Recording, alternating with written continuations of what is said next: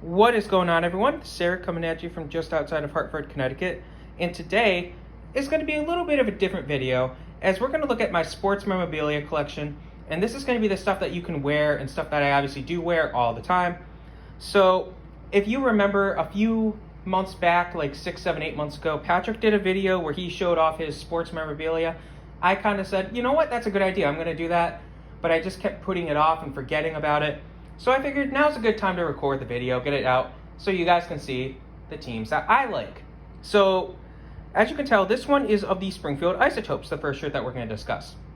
And the Isotopes obviously are not a real team, but they are based out of Springfield, Massachusetts.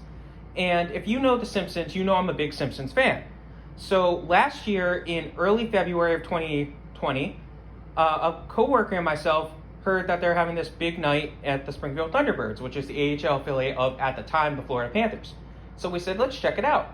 So we got the tickets, we went there, it was a big Simpsons night, and they called themselves the Isotopes after the Springfield minor league hockey team and the Springfield baseball team in the show The Simpsons. So we ended up each getting a shirt, and we got the same shirt because we're like, you know what, it's cool, let's get it. So as you can see, it's Springfield Isotopes, ice being ice as in hockey, with the donut in the middle, nuclear power plant symbol here. And then the back of it has Homer Simpson as the Thunderbirds logo, and it says Isotopes. I just thought it was really cool. I had to get something. I had to get something for that day. And then here I got a pair of Flyer shirts. This one here is going to be of the captain himself, Mr. Claude Giroux, number 28. The next one, you can tell it's a little bit older, is of Shane Gostisbehere. When he was a rookie, I got this. So, then we have the Team USA jersey. So this is from the 1980 Winter Olympics. So if you don't know the backstory, I might do a video on this at some point.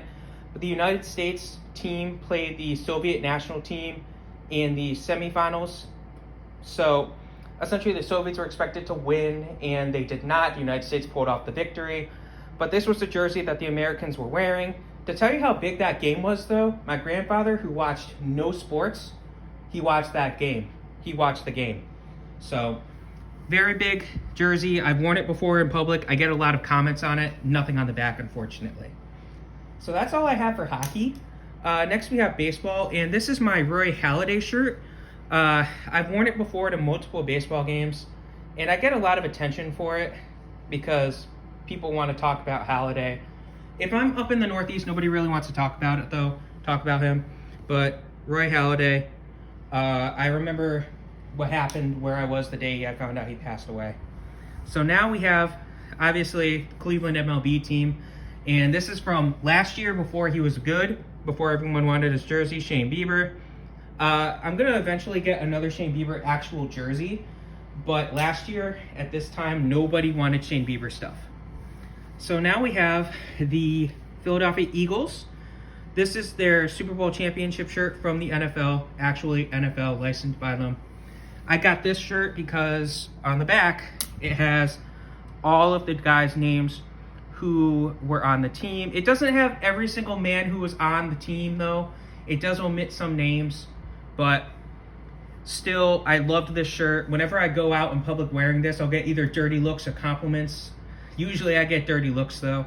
And it's so interesting to look at these names again and be like, oh, hey, you know, I remember that guy. Wow, that guy hasn't been on the team forever. You know, it's just, I love looking at this. Case in point, Donnell Pumphrey should be on this shirt, but he is not. As you can see, Jalen Mills, Jason Peters, Elijah Quails. You don't have Pumphrey, he would be right here. He's just one of the guys. He was on the IR, so I guess that's why they omit him. But, of course, they do have Carson Wentz, as you can see right here. But, yeah. Then I have a pair of basketball jerseys. This is Allen Iverson. If you watched the Players Chapter Before Steph Curry video, you have seen this jersey. I really don't wear this much. I got it for when I play basketball once in a while, right after high school. Don't do it much anymore. Then I have my Ben Simmons jersey. Now, this is a road jersey. I got it from China. And I loved how it has the stars on the side here. But Ben Simmons. Ben Simmons. Next, I have my Carson Wentz jersey. So if you guys ever want to know my opinion on the Wentz versus Hurts debate, all I'm going to say is I don't have Jalen Hurts jersey. I do not intend to get one, period. This is my Carson Wentz jersey. On the back, Carson Wentz. Last jersey I have is my, again, if you've seen the history or the players drafted before Mike Trout video, I was wearing this as my Bryce Harper jersey. So, very nice jersey. I love Harper. Ever since the day we signed him as a free agent. So let me grab my other stuff real quick. So I have a trio of hats here. So I have my Joey Logano hat, which I picked up at the New Hampshire race of 2020 for NASCAR. That was my first NASCAR race. I have discussed it in a previous video. I have my old school Phillies hat. So this hat, obviously it's been through a little bit. I've had it for a while. Love the Phillies. Have always loved the Phillies. I have my Eagles Super Bowl championship hat. I picked this one up right after they won the Super Bowl, as well as the shirt. The hat came before the shirt, so I was wearing this around work for a couple weeks after the Super Bowl.